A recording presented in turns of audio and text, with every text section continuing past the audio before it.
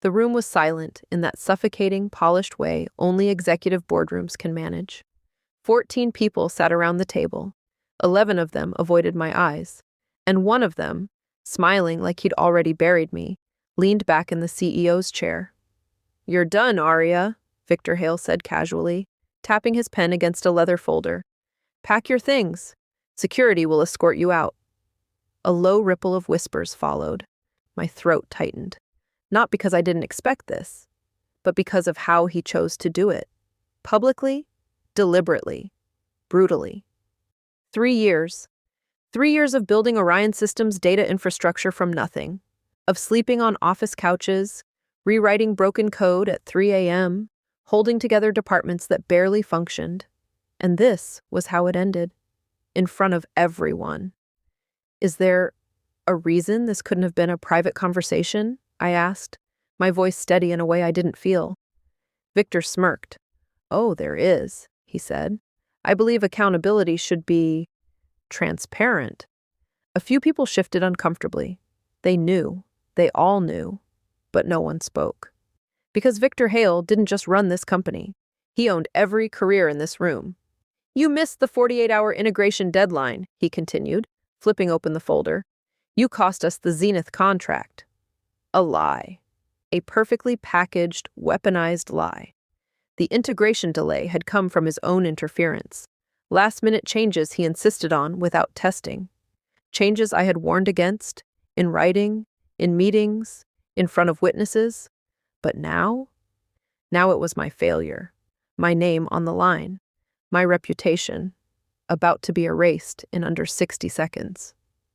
"I documented every risk," I said quietly. "You approved the override." Victor's smile widened. "And yet," he said, leaning forward, "you're the one who failed." There it was. Not incompetence, not misunderstanding, control. He needed a scapegoat, and I was convenient. "Security," he said, not even looking at me now. "Let's keep things moving. We have a company to run." 2 guards stepped closer. My chest tightened. Not with fear. With something sharper. Something colder. Because this wasn't over. Not even close. I stood slowly, smoothing my blazer, feeling 14 pairs of eyes on me. Humiliation. Heavy. Public. Calculated. Exactly how he wanted it. I reached for my laptop, paused, then smiled.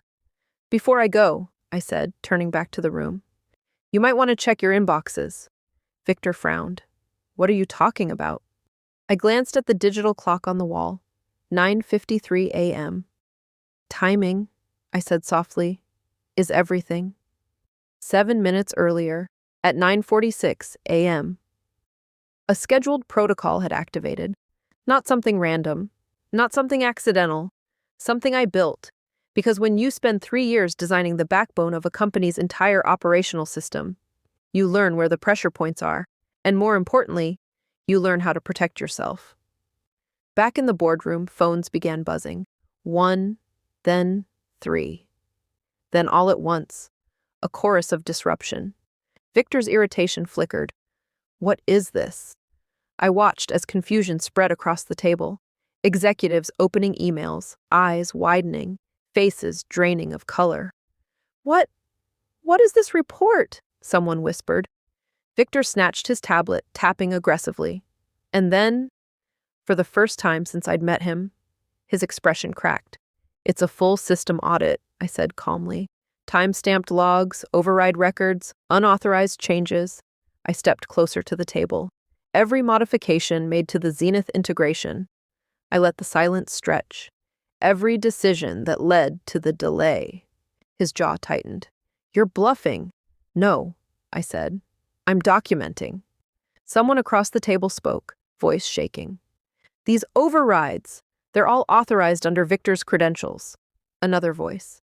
"Material substitutions, budget manipulations, compliance flags ignored, and forwarded," I added, "to legal, compliance, and the board's external auditors."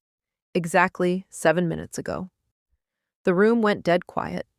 Victor stood up so fast his chair scraped violently against the floor. "You had no authority," I had responsibility, I cut in, which is more than I can say for you. His face flushed red. You think this saves you? He snapped. You're still fired. I tilted my head slightly. Am I? And then, right on cue, the conference room doors opened. 2 new figures stepped inside. Not security, not employees, auditors. And behind them, a man none of us expected to see in person, Daniel Cross, chairman of the board. He didn't look at me. He looked straight at Victor. Sit down, Daniel said quietly. Victor didn't move. I said, Daniel repeated, voice like steel. Sit down. Victor sat, hard. The power in the room shifted so suddenly it was almost physical, like gravity reversing. Daniel placed a folder on the table. I've just received a comprehensive report, he said. System logs, internal communications, compliance violations. He turned a page. 47 unauthorized overrides. Another page. 3 major safety compromises. Another. And a direct attempt to assign liability to a subordinate. Victor's breathing became uneven. This is manipulated, is it? Daniel asked. He slid the tablet across the table. Because the system confirms biometric authorization for every action. Silence. Crushing. Absolute. I met Victor's eyes. No smirk now. No control. Just the slow realization. He had walked himself into this. Daniel closed the folder. Effective immediately, he said. You are terminated, pending further investigation. A pause. Then, the final blow. Legal action will follow. The words landed like a detonation.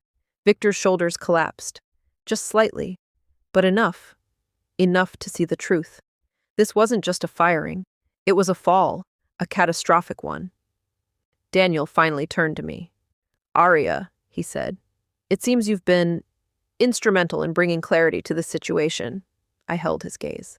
I believe in accountability, I replied. A faint smile touched his lips.